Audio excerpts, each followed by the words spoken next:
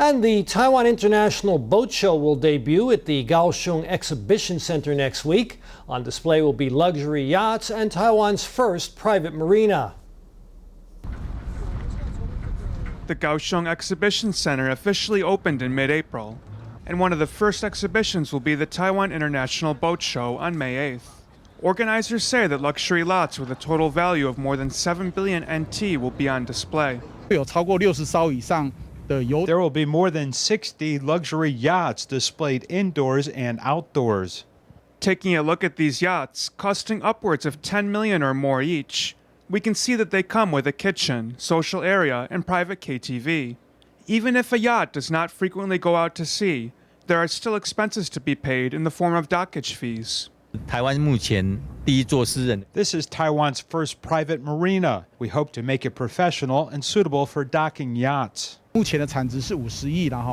The annual output value of our yacht industry is about 5 billion NT dollars. Besides working with the boat show, the future establishment of this marina will lead this industry to achieve an annual economic value of 10 billion NT dollars.